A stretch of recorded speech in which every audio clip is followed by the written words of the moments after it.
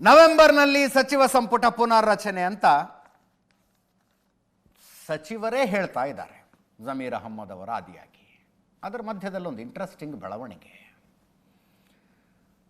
ಬೇರೆ ಬೇರೆ ಜಿಲ್ಲೆಗಳಲ್ಲಿ ಆಯಾ ಜಿಲ್ಲೆಗಳ ಆಯ್ದ ಜನರಿಗೆ ಫೋನ್ ಕಾಲ್ಗಳು ಬರ್ತಾ ಇದ್ದಾವೆ.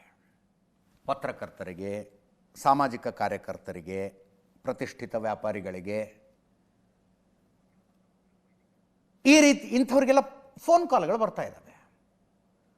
ಅವರವರ ಜಿಲ್ಲೆಯ ಮಿನಿಸ್ಟರ್ಗಳ ಬಗ್ಗೆ ಒಪಿನಿಯನ್ ಕೇಳ್ತಾ ಇದ್ದಾರೆ ಫೋನ್ ಕಾಲ್ನಲ್ಲಿ. ನಿಮ್ಮ ಮಿನಿಸ್ಟ್ರು ಅಂದರೆ ನಿಮ್ಮ ಜಿಲ್ಲೆಯಲ್ಲಿ ಸಚಿವರು ಸಾಕಷ್ಟು ಸಮಯ ಸ್ಪೆಂಡ್ ಮಾಡ್ತಾರಾ, KDP ಸಭೆ ಮಾಡ್ತಾರಾ? ಇದು ಕೇವಲ ಇಲಾಖೆಯ ಕಾರ್ಯವೈಖರಿಯ ಪ್ರಶ್ನೆ ಅಲ್ಲ. ಕಾರ್ಯಕರ್ತರಿಗೆ ಇಂಪಾರ್ಟೆನ್ಸ್ ಕೊಡ್ತಾರಾ, ಕೊಡೋದಿಲ್ವಾ? ಅವರ ಕುಟುಂಬದವರು ತುಂಬ ಇಂಟರ್ಫಿಯರ್ ಆಗ್ತಾರಾ? ಅಲ್ಲಿನ ರಾಜಕಾರಣದಲ್ಲಿ, ಆಡಳಿತದಲ್ಲಿ ತುಂಬ ಇಂಟರ್ಫಿಯರ್ ಆಗ್ತಾರಾ? ಕುಟುಂಬದವರನ್ನೇ ಬಹಳ ಇಂಪಾರ್ಟೆನ್ಸ್ ಕುಟುಂಬದವರಿಗೆ ಕೊಟ್ಟು ಉಳಿದವ್ರನ್ನೆಲ್ಲ ಸೈಡ್ ಲೈನ್ ಮಾಡ್ತಾ ಇದ್ದಾರಾ ಮಿನಿಸ್ಟ್ರು? ಇಂಥ ಪ್ರಶ್ನೆನೆಲ್ಲ ಕೇಳ್ತಾ ಇದ್ದಾರೆ. ಈ ಫೋನ್ ಕಾಲ್ಗಳು ಬರ್ತಾ ಇದ್ದಾವೆ ಅಂತ ಏನು ಸಾಕ್ಷಿ? ಏನು ಆಡಿಯೋ ರೆಕಾರ್ಡಿಂಗ್ ಇದೆಯಾ ಅಂತ ನೀವು ಕೇಳಿದ್ರೆ, ನಮ್ಮ ರಿಪೋರ್ಟರ್ಸಿಗೆ ಬಂದಿದ್ದಾವ್ರಿ. ನಮ್ಮ ರಿಪೋರ್ಟರ್ಗಳಿಗೆ ಫೋನ್ ಕಾಲ್ಗಳು ಬಂದಿದ್ದಾವೆ. ಇಷ್ಟು ಮಾತ್ರ ಅಲ್ಲ, ಮುಖ್ಯಮಂತ್ರಿ ಉಪಮುಖ್ಯಮಂತ್ರಿಗಳ ಪೈಕಿ ಈ ಮಿನಿಸ್ಟರ್ ಯಾರ ಪರವಾಗಿದ್ದಾರೆ ಅಂತ ನಿಮಗನ್ಸುತ್ತೆ ಅಂತ ಕೇಳ್ತಾರೆ ಅವರು ಫೋನ್ ಮಾಡಿದವರು. ಸಿದ್ದರಾಮಯ್ಯನವರ ಪರವಾಗಿದ್ದಾರಾ, DK ಶಿವಕುಮಾರ್ ಪರವಾಗಿದ್ದಾರಾ ಅನ್ನೋ ಲೆವೆಲ್ಗೆ ಪ್ರಶ್ನೆ ಕೇಳಿದ್ದಾರೆ. ಇದನ್ನೆಲ್ಲ ನೋಡ್ತಾ ಇದ್ರೆ ನವೆಂಬರ್ನಲ್ಲಿ ನಡೆಯಬಹುದಾದ ಸಚಿವ ಸಂಪುಟ ಪುನಾರಚನೆಯ ತಯಾರಿಗಳ ಆರಂಭವಾದ ಹಾಗೆ ಅನ್ನಿಸ್ತಾ ಇದೆ. ಆ್ಯಕ್ಚುಲಿ ಮೊಬೈಲ್ನಿಂದ ಬಂದಿದ್ದ ಕಾಲು ವಾಪಸ್ ಫೋನ್ ಮಾಡಿ ಚೆಕ್ ಮಾಡಿದ್ವಿ ನಾವು. ಫೋನ್ ಮಾಡಿದವ್ರು ಯಾರು ಅಂತ ಒಬ್ಬ ಮಾಜಿ ಪತ್ರಕರ್ತರು. ಅವ್ರು ಯಾರ ಟೀಮ್ನಲ್ಲಿ ಕೆಲಸ ಮಾಡ್ತಾ ಇದ್ದಾರೆ ಅನ್ನೋದನ್ನು ನಮ್ಮ ಎದುರಿಗೆ ಹೇಳಿದ್ರು. ಈ ಥರದ ಫೋನ್ ಕಾಲ್ಗಳು ಬರ್ತಾ ಇದ್ದಾವೆ. ನಮ್ಮ ರಿಪೋರ್ಟರ್ಗೆ ಬಂದಿದ್ದರಿಂದ ಇದನ್ನು ಇನ್ನೂ ಹೆಚ್ಚು ಕಾನ್ಫಿಡೆಂಟ್ ಆಗಿ ಹೇಳ್ತಾ ಇದ್ದೀವಿ ನಾವು. ಇನ್ನೂ ಹೆಚ್ಚು ಕಾನ್ಫಿಡೆಂಟ್ ಆಗಿ ಪಾಸಿಟಿವ್ ನೆಗೆಟಿವ್ ವಿವರಗಳನ್ನು ಕಲೆ ಹಾಕ್ತಾ ಇದ್ದಾರೆ ಪತ್ರಕರ್ತರು, ಧಾರ್ಮಿಕ ಮುಖಂಡರು, ಸಾಮಾಜಿಕ ಕಾರ್ಯಕರ್ತರು, ಹೋರಾಟಗಾರರು, ಕೆಲವು ರೈತರು, ಯುವ ನಾಯಕರು. ಇಂಥವರಿಗೆಲ್ಲ ಪ್ರಶ್ನೆಗಳು ಬಂದಿದ್ದಾವೆ, ಇಂಥವರಿಗೆಲ್ಲ ಫೋನ್ ಕಾಲ್ಗಳು ಬಂದಿದ್ದಾವೆ. ಜಿಲ್ಲೆಯ ವ್ಯಾಪ್ತಿಯಲ್ಲಿ ಜನರಿಗೆ ಸುಲಭವಾಗಿ ಸಿಗ್ತಾರಾ? ಜಿಲ್ಲೆಯಲ್ಲಿ ದೀರ್ಘಕಾಲದಿಂದ ಇದ್ದಂಥ ಸಮಸ್ಯೆಗಳನ್ನು ಬಗೆಹರಿಸೋದಕ್ಕೆ ಪ್ರಯತ್ನ ಪಟ್ಟಿದ್ದಾರಾ? ಅಲ್ಲಿ ಬಣ ರಾಜಕೀಯ ಇದೆಯಾ? ಸಚಿವರ ಕುಟುಂಬ ರಾಜಕೀಯದಲ್ಲಿದೆಯಾ ಅಥವಾ ಅವರು ಕಾರ್ಯಕರ್ತರಿಗೆ ಆದ್ಯತೆ ಕೊಡ್ತಾರಾ? ಪಾರ್ಟಿ ವರ್ಕರ್ಗಳನ್ನು ಕಡೆಗಣನೆ ಮಾಡಿ ಕುಟುಂಬದವರನ್ನೇನಾದರೂ ಜೊತೆಗಿಟ್ಕೊಂಡು ಓಡಾಡ್ತಾರಾ? ತಾವು ಪಡೆದಂಥ ಖಾತೆಯಲ್ಲಿ ಮಿನಿಸ್ಟರು ಕ್ರಿಯಾಶೀಲವಾಗಿ ಕೆಲಸ ಮಾಡ್ತಾ ಇದ್ದಾರಾ? ಅವರು ತಮ್ಮ ಸ್ವಂತ ಕ್ಷೇತ್ರಕ್ಕೆ ಸೀಮಿತ ಆಗಿದ್ದಾರಾ ಅಥವಾ ಜಿಲ್ಲಾ ಪ್ರವಾಸ ಮಾಡ್ತಾರಾ? ಸುದ್ದಿಗೋಷ್ಠಿ ನಡೆಸ್ತಾರಾ ಇಲ್ವಾ? KDP ಸಭೆಗಳನ್ನು ನಿಯಮಿತವಾಗಿ ಮಾಡ್ತಾರಾ ಇಲ್ವಾ?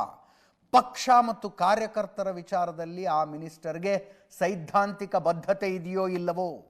ಕೆಳ ಹಂತದ ಪಕ್ಷ ಸಂಘಟನೆಗೆ ಪೂರಕ ಕಾರ್ಯಕ್ರಮ ರೂಪಿಸ್ತಾ ಇದ್ದಾರೋ, ರೂಪಿಸ್ತಾ ಇಲ್ವೋ? ಈ ಲೆವೆಲ್ಲಿಗೆ ಪ್ರಶ್ನೆಗಳನ್ನು ಕೇಳಲಾಗ್ತಾ ಇದೆ. ಬಣ ರಾಜಕೀಯಕ್ಕೆ ಬಂದರೆ ಈ ಸಚಿವರು CM ಪರವಾಗಿದ್ದಾರಾ, DCM ಪರವಾಗಿದ್ದಾರಾ? ಯಾರ ಪರವಾಗಿ ಹೆಚ್ಚು ಮಾತಾಡ್ತಾರೆ, ಹೆಚ್ಚು ಬ್ಯಾಟಿಂಗ್ ಮಾಡ್ತಾರೆ? ಸಚಿವರು ಯಾರ ಪರವಾಗಿ ಹೆಚ್ಚು ಅಭಿಪ್ರಾಯ ವ್ಯಕ್ತಪಡಿಸ್ತಾರೆ? ಅವರ ಒಲವು ಯಾರ ಕಡೆಗಿದೆ ಅನ್ನುವ ಪ್ರಶ್ನೆಗಳನ್ನು ಕೇಳಲಾಗಿದೆ. ಇದನ್ನು ನೋಡಿದ್ರೆ ಗಂಭೀರವಾದಂಥ ಸರ್ವೆ ಅನ್ನಿಸ್ತಾ ಇದೆ. ಇದು ಗಂಭೀರವಾದ ಸರ್ವೆ ಅನ್ನಿಸ್ತಾ ಇದೆ. ಲೆಟ್ಸಿ ಎಲ್ಲಿಗೆ ಹೋಗಿ ನಿಲ್ಲುತ್ತೆ ಅಂತ.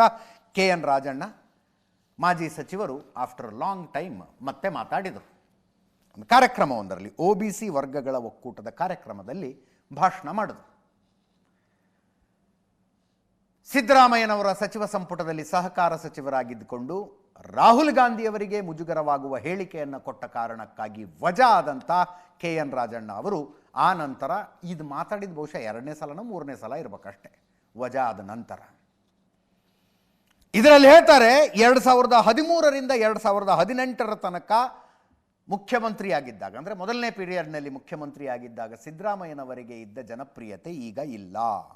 ಆಗಿನ ಸಿದ್ದರಾಮಯ್ಯನೇ ಬೇರೆ, ಈಗಿನ ಸಿದ್ದರಾಮಯ್ಯನೇ ಬೇರೆ. ಆವಾಗ ಸಿದ್ದರಾಮಯ್ಯ ಪಾದರಸದಂತೆ ಕೆಲಸ ಮಾಡ್ತಾ ಇದ್ರು. ಈಗ ಏನಾಗಿದೆಯೋ ಏನು ಕಥೆನೋ ಗೊತ್ತಿಲ್ಲ. ನನಗೆ ಗೊತ್ತಿರುವ ಮಾಹಿತಿಯ ಪ್ರಕಾರ ಬೇರೆ ರೀತಿಯ ಒತ್ತಡ ಇದೆ.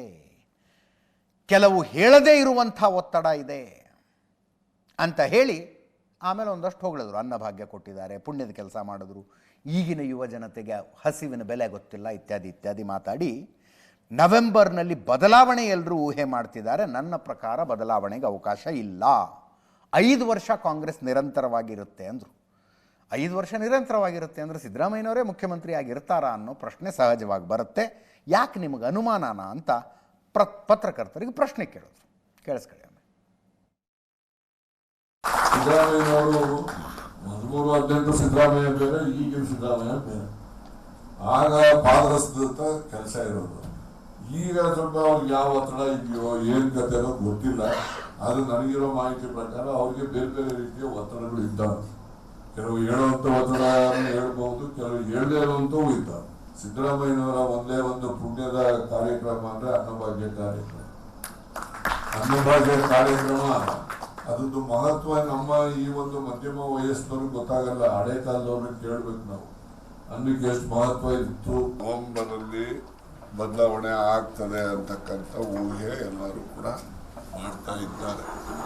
ನನ್ನ ಪ್ರಕಾರ ಯಾವುದೇ ಬದಲಾವಣೆಗಳು ಇಲ್ಲ, ಯಾವುದೇ ಊಹೆಗೂ ಕೂಡ ಅವಕಾಶ ಇಲ್ಲ. ಸರ್ಕಾರ 5 ವರ್ಷ ನಿರಂತರವಾಗಿ ಇದ್ದೇ ಇರ್ತದೆ.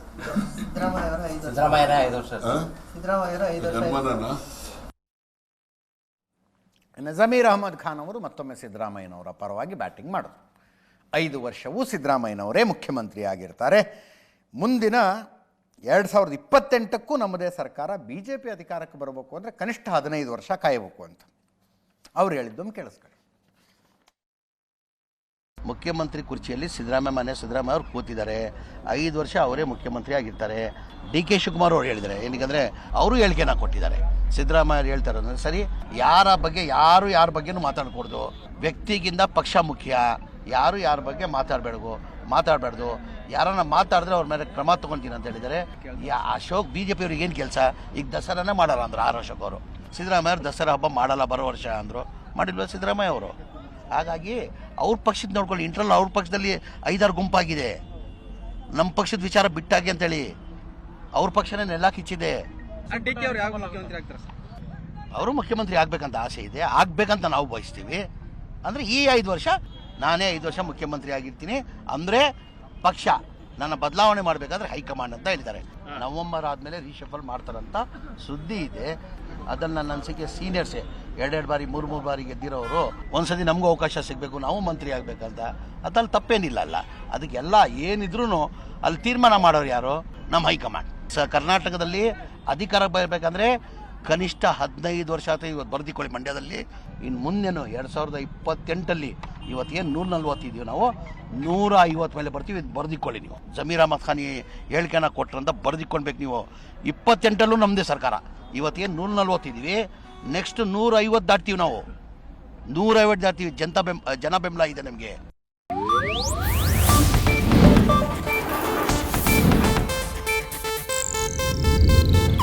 ಇದು ಏಷ್ಯಾನೆಟ್ ನ್ಯೂಸ್ ನೆಟ್ವರ್ಕ್ ಪ್ರಸ್ತುತಿ.